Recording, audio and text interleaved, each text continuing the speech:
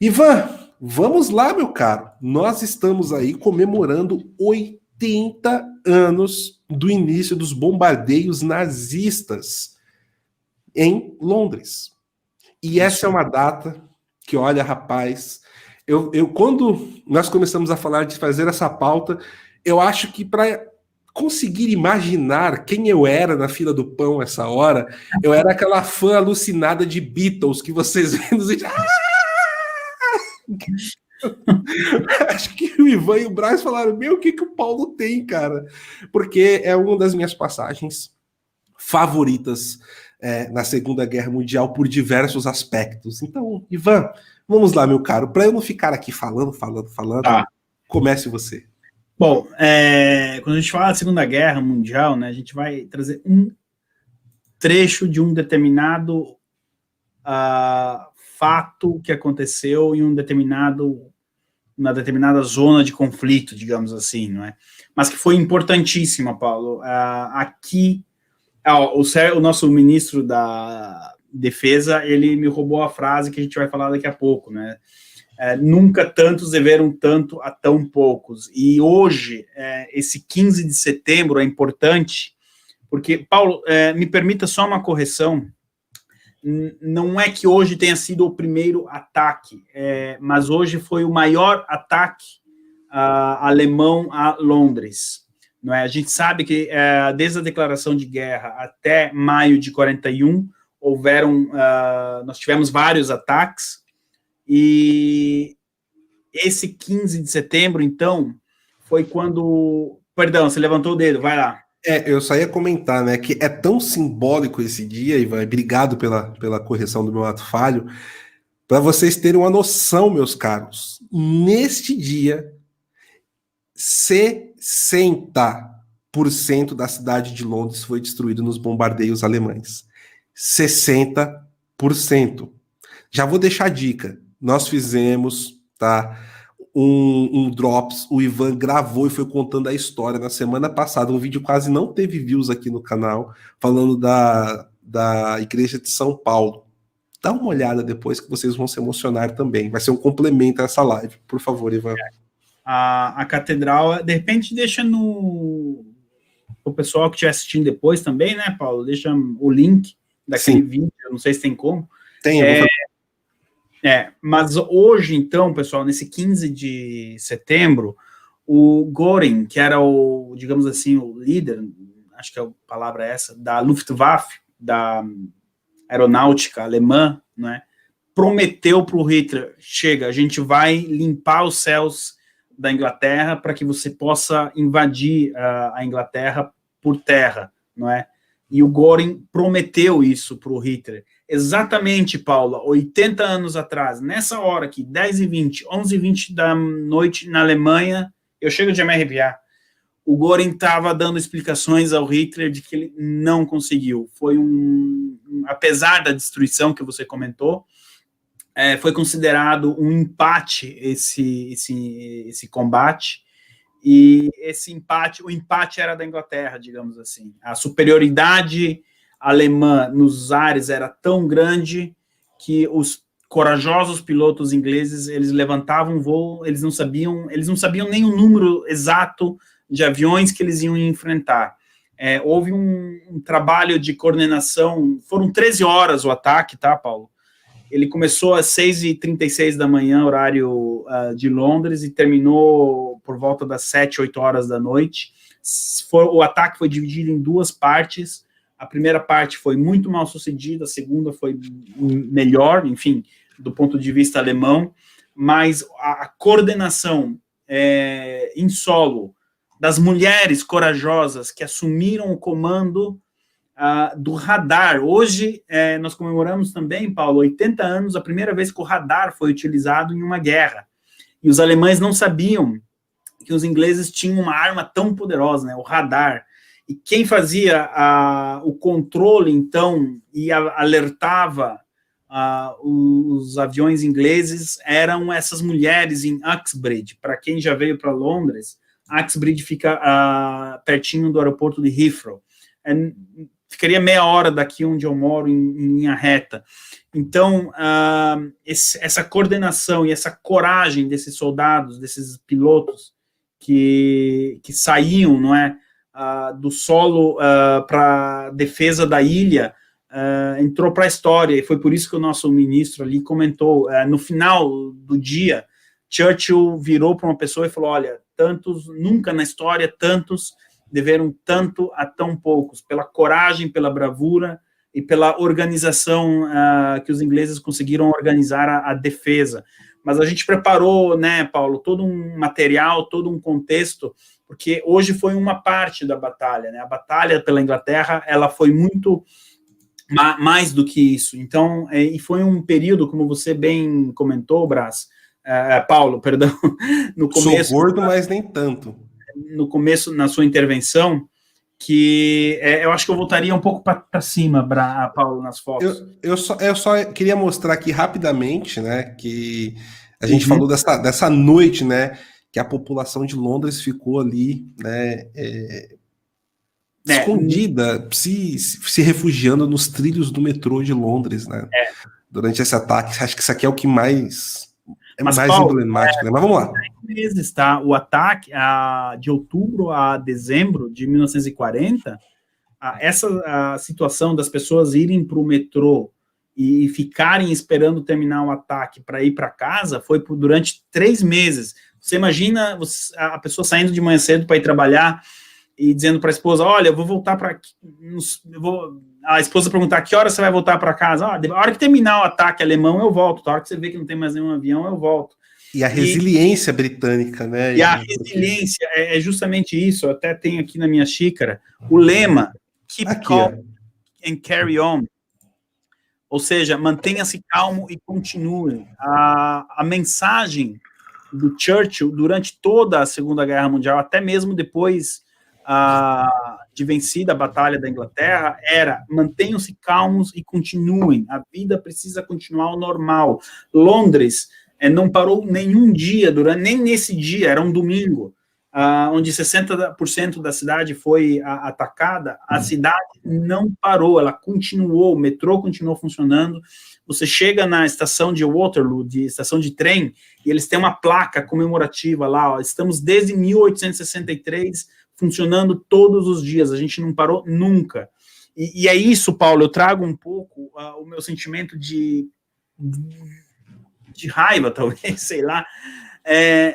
Quando eu via Londres parada durante o lockdown, eu não conseguia entender como que uma cidade que foi bombardeada, castigada por 3, 4 meses, sabe, toda noite você tinha essa ameaça, você tinha aquele barulho dos aviões alemães vindo, a família real que não abandonou, a gente vai falar da família real, simplesmente do nada, devido ao lockdown, então todo mundo em casa, todo mundo parado, sabe, é um contraste tão grande que eu fico imaginando o que Churchill diria de ver todo mundo em casa aceitando assim, como se fosse o normal, sabe, isso também é uma coisa que é um debate que agora os ingleses estão se fazendo, mas será que era necessário todo mundo ficar em casa? E no fim não parece que adiantou tanto.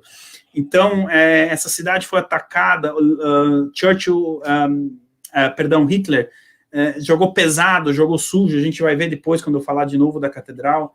Então, ali foi isso que você falou do espírito de resiliência, se resume nessa frase, keep calm and carry on, ou seja, fique calmo, mas continue, não é?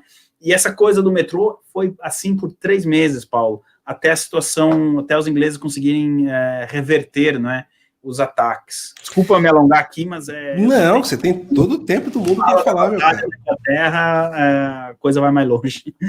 E eu já deixo aqui, né, tá, pessoal, para quem quiser se aprofundar e entender muito mais esse contexto, assistam o filme Na Hora Mais Escura, tá?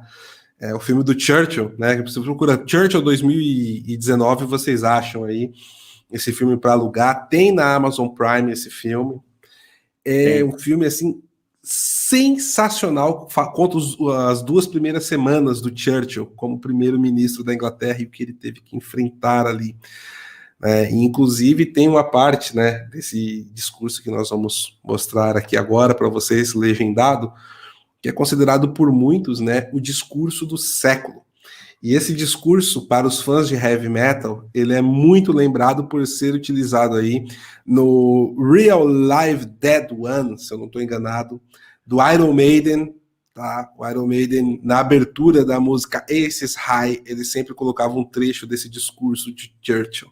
Cara, o Iron, velho. Uma pena cara, olha, colocar aqui, né? é uma pena não poder colocar esses high aqui, cara, porque olha, eu vou falar. Acho que uma vez eu até perguntei para você, né, Ivan? A gente batendo papo aqui assim fora do ar, falei, cara, os britânicos têm muito orgulho da Iron Maiden, né? Que ô banda patriota, cara.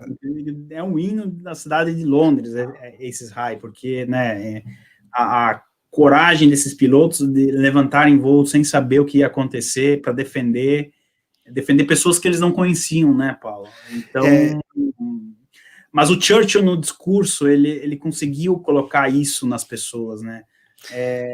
Só um adendo rapidinho ainda sobre esses high. A Vanus está falando aqui, lá vem o heavy metal do PH. Não tem jeito. Assim, mas se a gente pudesse colocar aqui. Pois é, mas o legal, tá? Depois vocês puderem pegar ver aí no YouTube uma versão legendada da Aces High.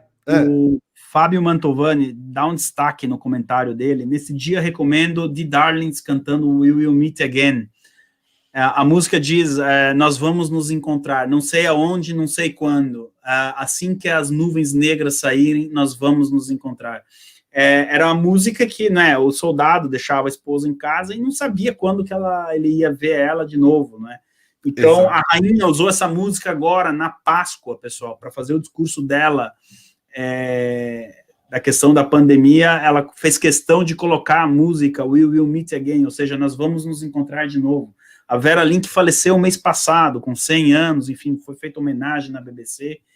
Ainda existe conservadorismo dentro da BBC e valeu muito a pena. Procurem aí esse comentário agora fugiu o nome do rapaz que colocou. Fábio Mantovani. Vale a pena mesmo. A música cantada pelas moças do D-Day. E elas cantam também Rule Britannia, tem outras músicas, enfim. Vale realmente a pena. Desculpa, Paulo, mas o assunto ele traz, né? Não, sensacional, cara. É o que a gente fala, a importância da cultura novamente. As pessoas ficam fechadas muitas vezes, as pessoas falam que a gente é chato. Pessoal, não é porque a gente é gostosão, a gente quer se sentir superior, nós estamos todos no mesmo barco. Nenhum de nós aqui no canal é 1 centímetro melhor do que ninguém das quase 1000 pessoas que estão nos assistindo aqui, né? Mas é o que a gente fala, a cultura é extremamente importante. Nós mostramos aí os planos da União Soviética, né? Sequestrando culturalmente o que vem acontecendo na França, principalmente. Nós estamos falando de música aqui, né? E o pessoal muitas vezes fica só preocupado com a hashtag da intriga palaciana do dia. Precisamos estar atentos à cultura, ao esporte, ao teatro, à música. Olha a importância disso. E foi sequestrado completamente pela esquerda e pela mentalidade revolucionária, né? Eu estava comentando, né, Ivan, que isso que você comentou, inclusive a frase aqui, né, que o Sérgio Cardoso colocou, é muito bem refletida na música Aces High do Iron Maiden. Porque a letra dessa música, se vocês puderem, depois coloquem aí ela legendada no YouTube para vocês verem, conta a experiência de um piloto. Ele estava na base, começa a tocar a sirene de um ataque, e ele corre pro avião dele, ele vai descrevendo o que estava acontecendo, ele correndo, subindo no avião, né, vira, vai, a coisa, ele atirando, derruba um avião, vai de novo, né, então assim, aquela viradinha, né, do it again, né, faça tudo de novo, né? Então assim, é sensacional. Aces High, cara, é uma homenagem fantástica à Real Força Aérea Britânica, né? Sim. E nós separamos aqui alguns discursos, né?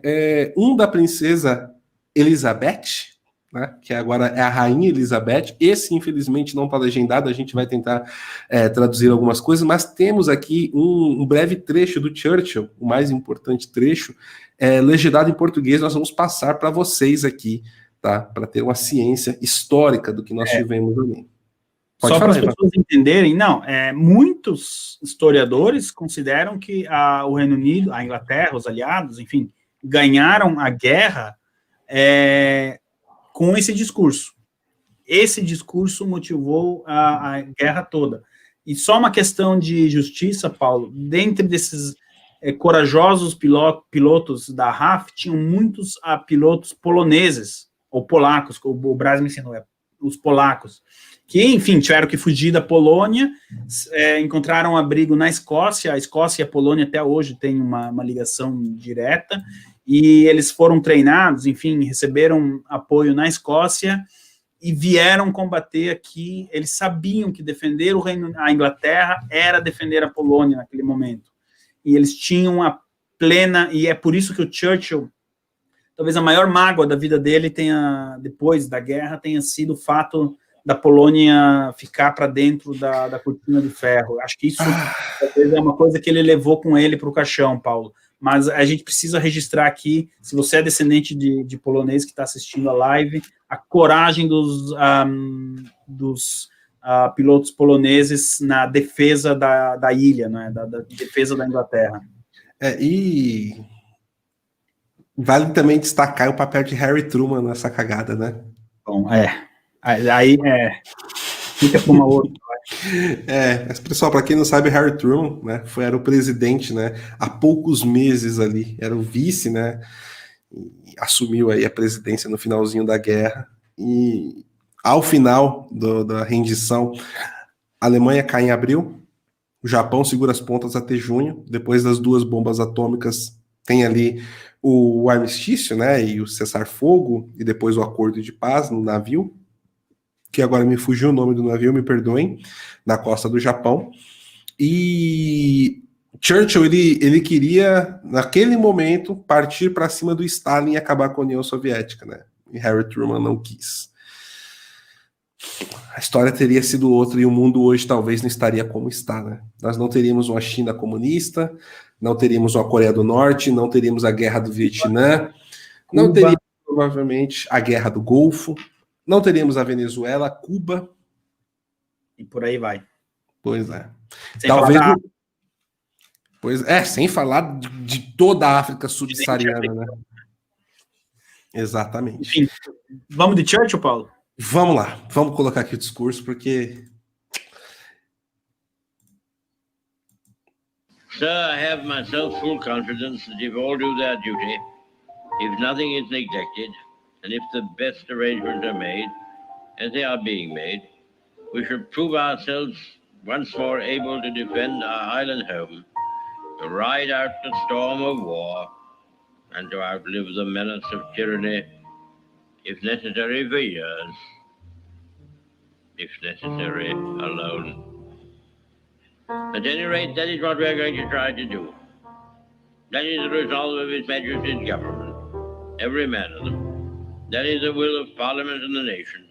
The British Empire and the French Republic, linked together in their cause and in their need, will defend to the death their native soil, aiding each other like good comrades to the utmost of their strength.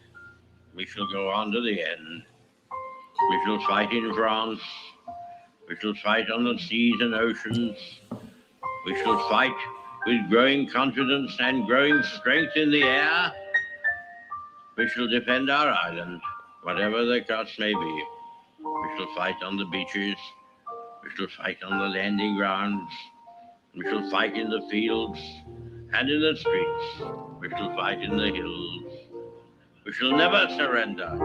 And if, which I do not for a moment believe, this island or a large part of it was subjugated and starving, then our empire beyond the seas, armed and guarded by the British fleet, would carry on the struggle until, in God's good time, the new world, with all its power and might, steps forth to the rescue and the liberation of the old.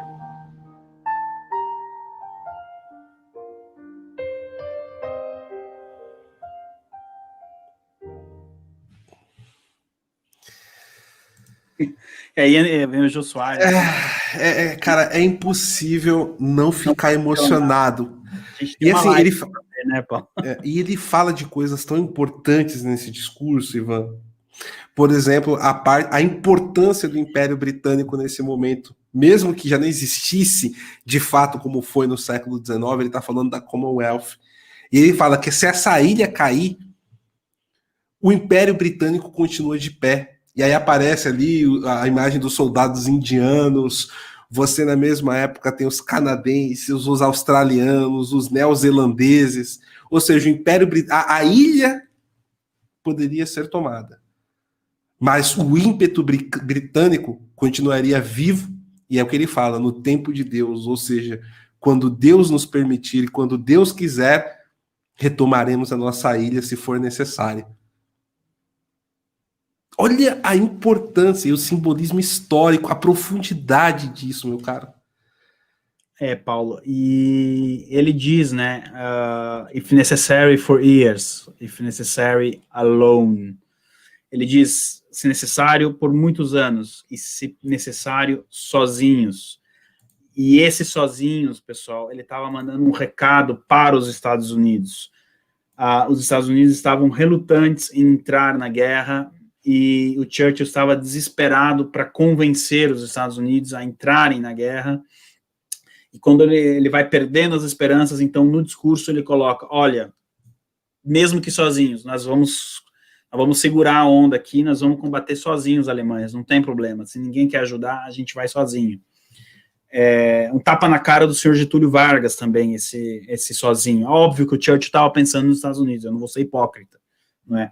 Mas outros países foram chamados e eles entraram tardiamente à guerra. Eu sei, eu não quero aqui... vem mais emoção ainda, porque eu vou falar da então Princesa Elizabeth, aí vocês vão se emocionar. Mas, Paulo, eu não quero cometer uma injustiça. Eu acho que o Roosevelt queria entrar na guerra antes. Mas é uma opinião, tá? Eu posso estar errado e, por favor, enfim. Mas, no geral, o Congresso americano não queria. O custo bélico era muito grande. Depois saiu barato, né? Porque no final da Primeira Guerra Mundial, os Estados Unidos ele conseguiu uma posição econômica muito grande depois da Primeira Guerra. E os Estados Unidos ele estava, de certa forma, ganhando com os dois lados. Vale lembrar que o Japão era o maior consumidor, ou um dos maiores consumidores de petróleo, comprador de petróleo americano. Né? E o Japão só atacou Pearl Harbor porque os Estados Unidos suspendeu a venda de petróleo para o Japão por conta do genocídio que o Japão estava cometendo dentro da China, que não se enganem, não era a China comunista que nós conhecemos hoje. E justamente como um tapa na cara do Japão, naquela época, que a China foi indicada a uma cadeira no Conselho de Segurança, só que era a República da China, tá? Não é a China comunista. É um balaio de gato tão grande para entender o Japão, tá, meus amigos, que a gente precisaria de uma live inteira. De conservadorismo no Japão, a gente precisa de uma live. Para vocês terem uma ideia, tem uma guerra entre Japão e China que começa antes da Segunda Guerra Mundial e termina depois. Né? E a treta entre Japão e China era tão cabulosa, para colocar nos termos de hoje em dia, tão grande, que Mao Tse-tung, né, e o Chiang Kai-shek, né, que era o general republicano, eles juntaram as forças e os exércitos para combater o exército japonês, ou seja, os comunistas e os republicanos se juntaram para enfrentar a ameaça japonesa na Segunda Guerra Mundial, e depois que terminou a guerra, eles voltaram a brigar entre si, e aí graças a negociatas russas e etc, e o interesse de ter a China numa cadeira do Conselho de Segurança, fez com que, em 49, Mao Tse-tung assumisse o poder. E aí, voltando ao ponto, né, Ivan, que você comentou, os Estados Unidos, muito por conta dessas denúncias, né, porque assim, o exército japonês, ele era muito violento com os civis. Estupros, pilhagem, assassinatos, torturas.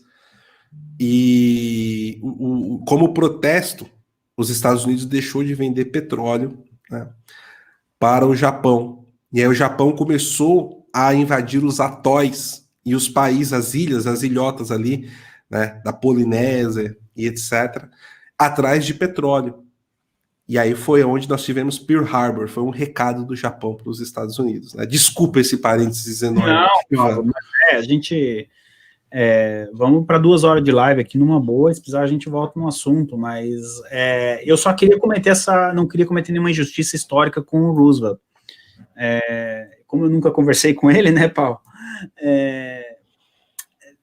Eu acho que ele tinha eu vi muitos documentários aqui, até dos netos, do Churchill, enfim, eu acho que eu daria esse dedo na mão para ter a transcrição das conversas do Churchill com o Roosevelt, né? Mas eu acho que ele talvez tenha sido o último, o Kennedy, mas presidente democrata, assim, com um espírito, sei lá, enfim, não vamos falar, o tema não é o Roosevelt, né, a gente pode voltar nele aqui. Apesar de o Roosevelt ter transformado muito a política interna americana e socializado muita coisa, inflado o Estado americano na década de 30, né? É por isso que tem que ter cuidado quando fala do Roosevelt. Mas nesse caso específico, eu acho que ele queria ajudar a Inglaterra antes. Aí aconteceu Pearl Harbor e o resto é história. Mas vamos continuar com o discurso do Churchill, que tava bom, né, Paulo? Tava bom. Mas vai lá, pode ir lá, Ivan. Dentre tantos fatores ali, né, que a gente sabe do que aconteceu nesse período, eu gostaria, as pessoas talvez não saibam, mas no momento que o Churchill faz esse discurso no parlamento, ele tinha uma forte pressão interna do Partido Conservador, e eu não estou aqui para passar pano para ninguém, de negociar a paz com a Alemanha, nos termos que provavelmente a Alemanha iria impor, não é? Então, a Inglaterra seria hoje, digamos, o que a Bielorrússia está para ser a Rússia. Vamos fazer uma comparação, trazendo para a pauta anterior. E o Churchill, com essa resiliência que você bem comentou, Paulo, e ele tinha a opinião pública, né? Os ingleses não queriam nem saber de conversa com o Hitler, ao contrário da França, né? Que se rendeu, enfim, em dias, não houve um combate rua a rua, como o Churchill, no discurso dele, põe, e você tinha os isentões na época, tá? Eles já estavam ali, e eles estavam no Partido Liberal e no Partido Conservador. Os socialistas, eu já devolvo para você, Paulo, o Partido Socialista aqui no Reino Unido só apoiou o Churchill por ordem do Stalin. Anos mais tarde, isso não é nenhum segredo, anos mais tarde foi documentado, enfim, que Stalin deu a ordem para o Partido Socialista que, olha, o Labour Party, apoiem o Churchill, porque o Stalin queria a confusão no Reino Unido, né? Então, além de tudo, o Churchill ainda tinha inimigos internos dentro do partido, né, Paulo? E não é à toa, porque a intenção do Stalin sempre foi normatizar a Europa depois do caos que o Hitler causaria. Ele queria cansar o exército, ele sabia da potência bélica que era a Inglaterra, mesmo em desvantagem. Pessoal, assistam, por favor, hoje, se vocês puderem, A Hora Mais Escura. E depois vem comentar com a gente nas redes sociais, voltem aqui que a gente continua. Exatamente, porque esse filme, ele já teve documentários, o Ivan falou que procurou bastante coisa depois aí na própria Inglaterra, né, Ivan? E o filme, ele traduz ali quase ipsis literis o que aconteceu de fato, tá? Então, a intenção do Stalin sempre foi usar o Hitler de ponta de lança e depois conseguir, né, abarcar toda a Europa para a União Soviética. E ele conseguiu muito desse intento. Como eu disse na hora que a gente estava mostrando aí o mapa, quase toda a Europa ficou ali sob o jugo da União Soviética. Foi muito território mesmo que foi para a União Soviética naquela época. E vale ressaltar também que o Hitler, ele tinha uma necessidade especial, pessoal, tá? Não só nos discursos dele, mas do próprio interior, de destruir a França e o Reino Unido, né? Por aquele tratado que foi assinado ao final da Primeira Guerra Mundial. Vagão de trem. Tratado de Versalhes, o qual o Churchill, que naquela época ele já era político e lutou na Primeira Guerra Mundial, ele falou que cometeu-se ali 2 grandes erros. O primeiro era ter derrubado a monarquia na Alemanha. E o segundo, né, o segundo erro era ter imposto ali, né,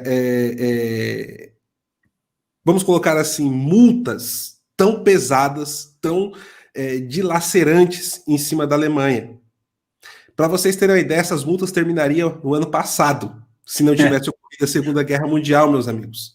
Seriam 100 anos, tá, para literalmente destruir, tá, a Alemanha. Só que o Churchill, muitas pessoas não ouviu ele. Ele estava em desgraça justamente por uma campanha que, de certa forma, ele havia coordenado, né, no Afeganistão. Galípoli. Oi? Foi em Galípoli, a Batalha de Galípoli. Ele, enfim, foi uma derrota, foi a maior derrota. Olha só como é que é as coisas. Foi a maior derrota em batalha do exército britânico desde 1066. Foi a derrota de Galípoli, foi com o Churchill no comando. E 20 anos depois ele estaria como primeiro-ministro fazendo esse discurso que a gente... a providência divina, ela é fantástica, Paulo. Cara, enfim, eu tô me emocionando demais. Desculpa, pessoal, com esse tema. Olha, a nossa querida Vera Oliveira tá perguntando onde passa o filme A Hora Mais Escura, na Amazon Prime. É baratinho, 30 dias grátis, tá? E é R$ 9,90. Ó, fazendo propaganda da Amazon Prime aqui. É melhor que fazer do Netflix. Mas lá tem. Tá? Ainda a senhora pode assistir o filme de graça, porque os primeiros 30 dias aí são gratuitos para testar, tá? R$ 9,90 a sua assinatura, vale muito a pena. E justamente, ninguém ouviu o Churchill, ninguém ouvia ele ficou em desgraça por mais de 10 anos no parlamento, né, Ivan? Ali virou baixo escalão. Baixo clero. Lembram algum presidente aí da América do Sul? Então, é uma coisa ali que chama muita atenção, como o Churchill acertou. E outra previsão do Churchill, tá?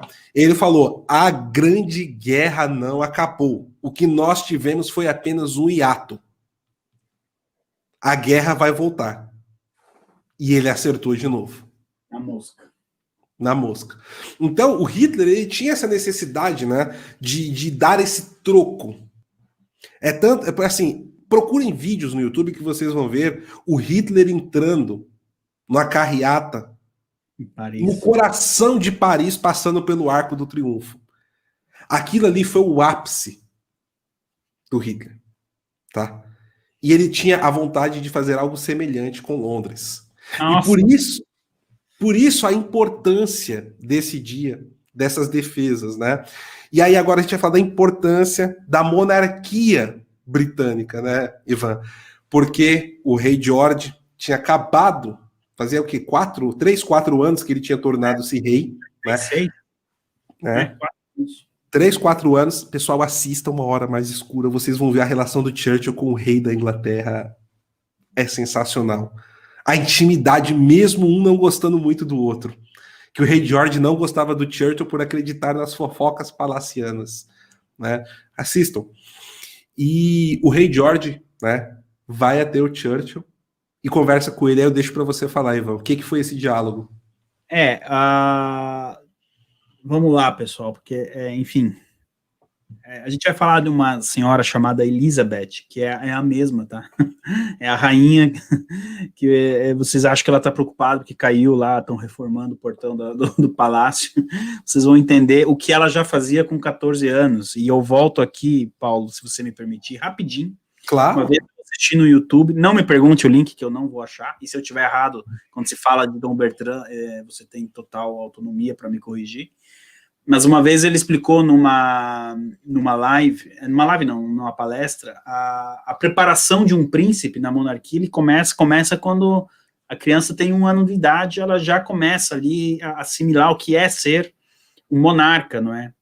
Então, com 5, 6 anos de idade, o monarca já aprende outro idioma, enfim, ele vai sendo moldado, ele vai sendo preparado, não é a mesma educação minha e sua, por exemplo, né? Um príncipe, ele Ivan, rapidamente, eu traduzi no literal inglês. O Braz está corrigindo aqui, o pessoal do chat está falando.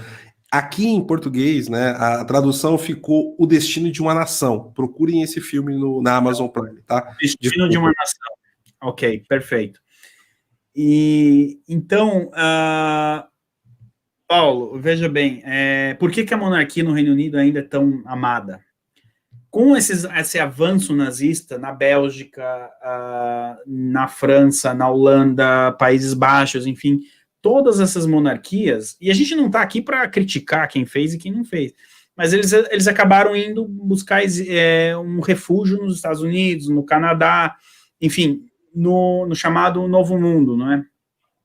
A monarquia britânica não o fez, ela ficou aqui. O rei George, embora no início da guerra alguns generais tenham oferecido uma via de escape, ele foi categórico e disse: não, ficarei aqui junto com o meu povo. É aquela coisa do carry on e keep calm. Qual seria a mensagem que o rei George estaria passando caso ele tivesse, então, escapado para os Estados Unidos? A rainha-mãe foi fundamental nessa decisão do rei George de convencer ele a ficar. O Palácio de Buckingham foi bombardeado, e em uma dessas visitas, então, no início da guerra, mais precisamente em 1940, o Churchill vai eles mantêm a tradição do primeiro-ministro, ali não era tradição, era necessidade mesmo, como é até hoje, do primeiro-ministro ir até o rei uma vez por semana, 2 se necessário, conversar. O monarca precisa saber o que se passa no país. Em uma dessas conversas, o rei George, então, oferece ajuda ao Churchill e diz: o que eu poderia, né, dar alguma coisa para eu fazer, não é? E o Churchill diz: sim, eu preciso de um favor da monarquia, da família, enfim. E o rei George, então, pergunta: o que seria esse favor, não é? E ele diz: na verdade, eu não preciso do favor do senhor, eu preciso da sua filha, a então princesa Elizabeth, de 14 anos de idade. Vejam bem, eu estou falando de uma criança de 14 anos de idade. Hoje as crianças são expostas da maneira que a gente viu, e naquela época uma criança, então, de 14 anos foi chamada ao dever pelo país, já antes da idade, né, da maioridade. A BBC, não havia televisão BBC, só tinha nós tínhamos a rádio BBC, e a rádio BBC, então, transmitia diariamente um programa para crianças, para o público, né, para crianças, que seria a Children's Hour, a hora da criança. E então o Churchill teve a ideia de trazer a princesa Elizabeth a fazer um discurso para as crianças. Seria o primeiro discurso público da princesa Elizabeth, e esse discurso seria transmitido para todos os países da Commonwealth, para a Austrália, Nova Zelândia, Canadá, todos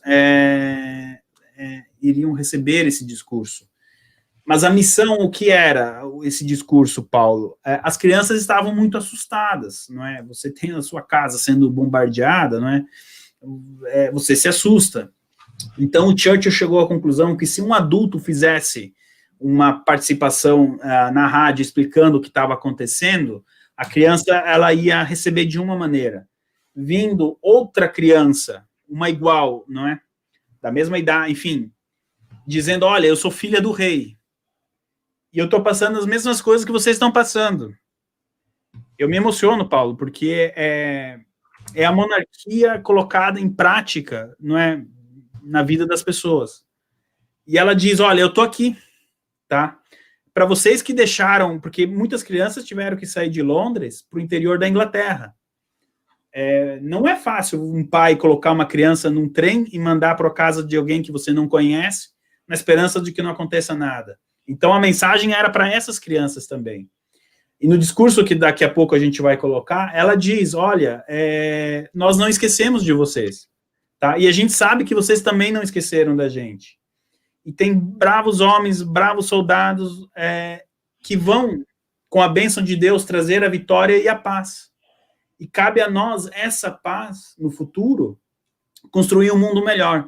Gente, eu estou falando de uma criança de 14 anos, tá? Que foi colocada na frente de um microfone para falar para o mundo inteiro, literalmente. Então ela acaba fazendo esse discurso, e foi um sucesso. O discurso realmente, o Churchill conseguiu alcançar o objetivo dele, e a princesa, então, Elizabeth, leva a irmã dela, Margaret, para os estúdios da BBC, não é, para fazerem um discurso, e no final ainda ela diz, olha, a minha irmã está aqui do meu lado, diga boa noite para eles, e a irmã dela, vocês vão ver no vídeo, e a irmã então diz good night. Então esse foi o primeiro esforço de guerra da princesa Elizabeth. Então, quando os mais velhos, até hoje, ainda, por mais críticas que você possa ter à monarquia, não é? Criticar faz parte do jogo, mas há um limite. E as pessoas muito me perguntam, poxa, Ivan, mas por que os ingleses gostam tanto da rainha Elizabeth? Na darkest hour, na hora mais escura, como o pessoal estava falando do filme, ela estava aqui com o povo dela, o pai dela estava aqui com o povo dela, em condições iguais. O palácio dela estava sendo bombardeado, tanto quanto a casa do homem mais simples de Londres. Não havia distinção. E eles não arredaram o pé, Paulo. Então, E a importância disso, né? Porque eles queriam destruir o moral britânico. Eles queriam fazer uma blitzkrieg de qualquer jeito, só que o Canal da Mancha atrapalhava, né? Sim, e depois a gente termina, então, falando de novo, talvez, da catedral, Paulo. Mas eu acho que as pessoas, nessa altura, já não querem ver mais o Ivan falando, né? Vamos pôr a então princesa Elizabeth. A gente tem um discurso aqui, pessoal, a gente foi buscar. Não está legendado, mas dá para entender um pouco, pelo menos, quem entende inglês, de repente ajuda aí na tradução no chat, não é?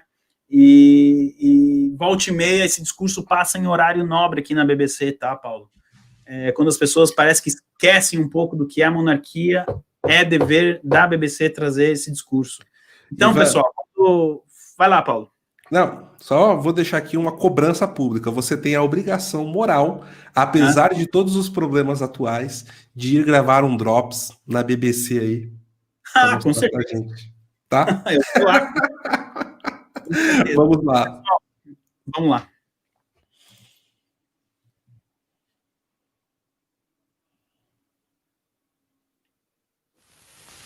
This is the BBC Home Service.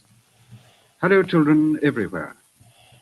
This is one of the most important days in the history of Children's Hour. Some time ago, we were honored by the visit to the studio of the King and Queen with Princess Elizabeth and Princess Margaret during the broadcast of a Toy Town program.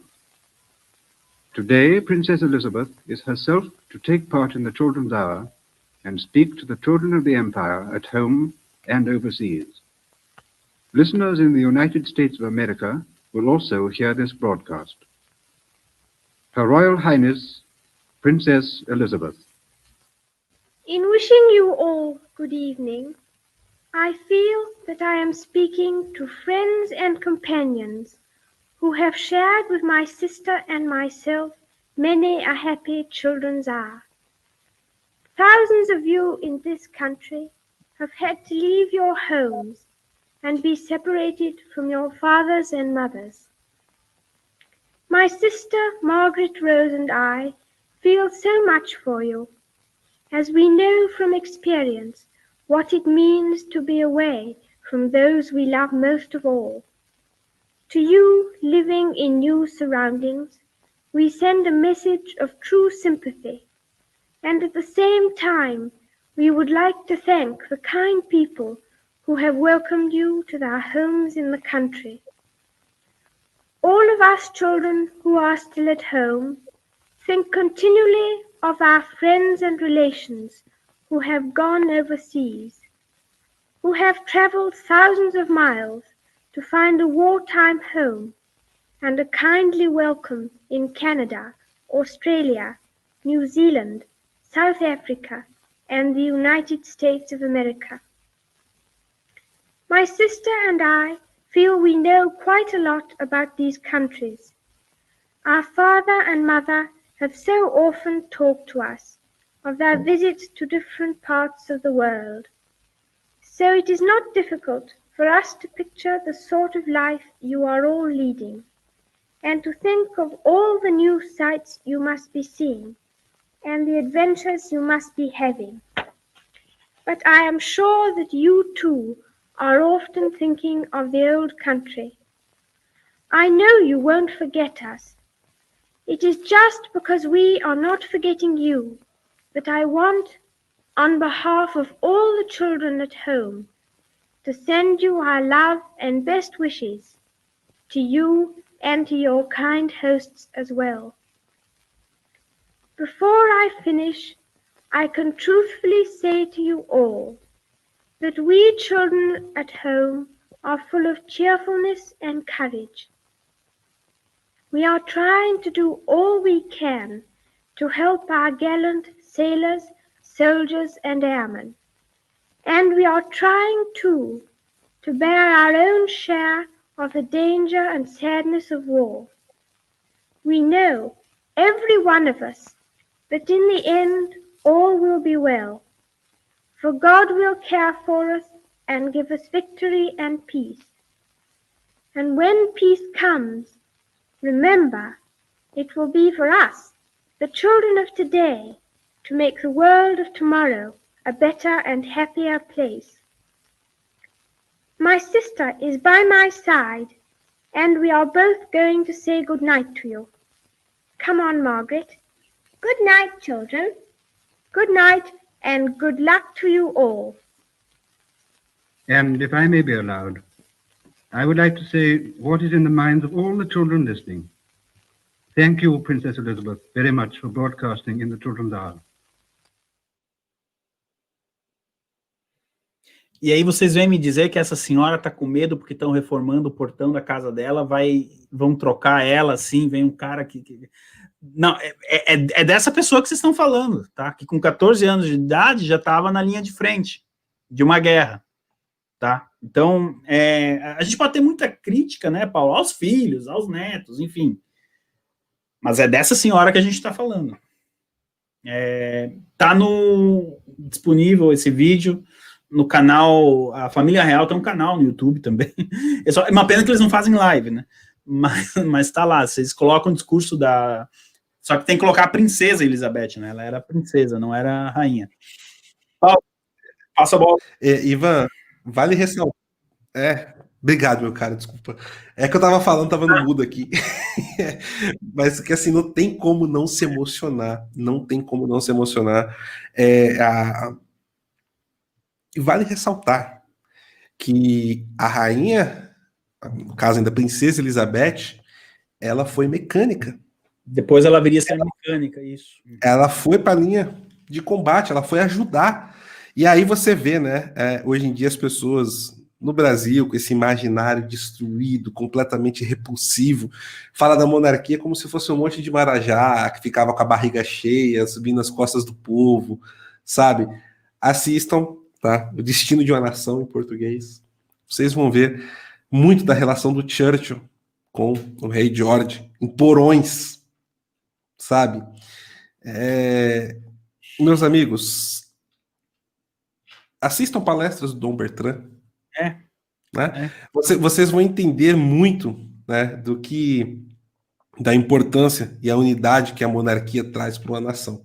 Né? Não é proselitismo da monarquia isso, não. É só, a gente está mostrando aqui, mas eu acho que a gente pode terminar essa transmissão, né, Ivan, falando do seguinte aqui, né? A gente tem algumas coisas aqui ainda, tem alguns superchats para agradecer e tudo, mas eu acho que aqui a importância que nós temos é mostrar que vocês não estão ficando loucos, esse mundo está subvertido culturalmente, mas com a abertura do horizonte de consciência de todos nós que nós precisamos, percebam que o mundo não é um paraíso na Terra, nunca foi, como a própria princesa fala no final do discurso dela. Amanhã temos um mundo um pouco melhor e um pouco mais feliz. Né? Isso é uma premissa conservadora incrível. 14 anos, tá? Só para... Exato. E esse mundo que nós estamos vendo hoje, de pessoas loucas, preocupadas com si mesmo, na propaganda, na música, a destruição, tudo, não é o mundo real. Isso é o que querem que você enxergue. Mas o mundo real é muito mais profundo. Está no seu Zé, na Dona Maria, na Princesa Elizabeth, na rainha do lar de todas as casas, nossas queridas mamães, os papais que trabalham todos os dias. Não é isso que a gente está vendo aí, não é essa loucura que queiram que a gente acredite. Né? Acho que essa é a mensagem principal, né, Ivan?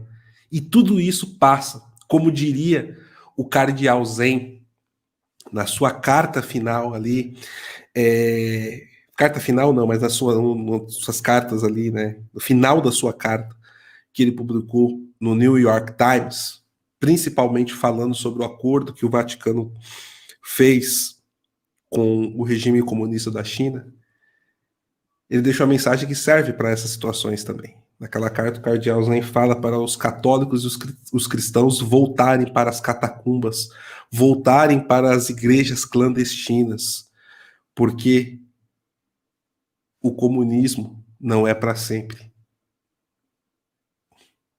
Então, essa é a mensagem. Não se desesperem com a hashtag do dia. Não se desesperem com intrigas palacianas. Tenham a ciência. Confiem primeiro na providência divina, na promessa perfeita, Ivan, de Nossa Senhora em Fátima, que no final meu sagrado coração triunfará. Estejamos prontos para sermos ferramentas da providência, mas não nos desesperemos e não nos entreguemos a histerismos, a hashtags do dia e coisa do tipo. Tá? Acho que a mensagem é essa, né, Ivan? A última coisa que aqueles bravos soldados que embarcavam no avião para defender a Inglaterra pensavam era na treta do dia, né? Uma vez no ar. Então, o Alexandre Costa está dizendo, não tenhais medo. Eu também, Cláudia, a Cláudia está comentando aqui, Paulo, que a gente está falando muito da monarquia britânica. Eu tenho minhas... É que talvez você não assistiu todas as lives, eu tenho muitas críticas ao ex-príncipe Harry, enfim, ao Andrew, mas no momento que o país mais precisou, a monarquia ela esteve de braços dados com o povo, que foi durante a Segunda Guerra Mundial. E a gente está falando desde a Segunda Guerra até hoje de um período de 70 anos, que praticamente não é nada, né, em termos de, enfim, o que são 70 anos, né, Paulo, na história da humanidade. Então, quando tiver que criticar a monarquia britânica, a gente não vai ter nenhum problema, eu vou ser o primeiro, tá, não pense. Mas hoje, era dia, hoje, talvez, Cláudia, você chegou agora, dia 15 de setembro, enfim, a gente comentou aqui a importância dessa data. Então, e nesse momento do discurso, ali era uma criança, eu volto a repetir, era uma criança de 14 anos que estava fazendo o discurso, não era nenhum professor de filosofia formado e já pronto para oratória, né, Paulo? Era uma criança. Isso também mostra, como o Dom Bertrand nos ensina, e eu prometo que eu termino aqui, a educação, né, de um príncipe, quando começa desde pequenininho lá, desde os 6 meses de idade, ele tem uma criação especial. E a mensagem é essa mesmo, e o Alexandre acho que foi feliz ali, não tenhais medo. Exato. E só a gente está falando disso, né? Lembrar da passagem novamente da pequenina princesa Isabel andando nas ruas do Rio de Janeiro com seu pai, o então imperador Dom Pedro II. Ela, sabendo que era a herdeira do trono, virou para o pai dela e disse: papai, um dia esse povo vai ser meu? Ele olhou para ela e falou: não, minha filha, um dia você vai ser desse povo. Exatamente. Essa é a mensagem.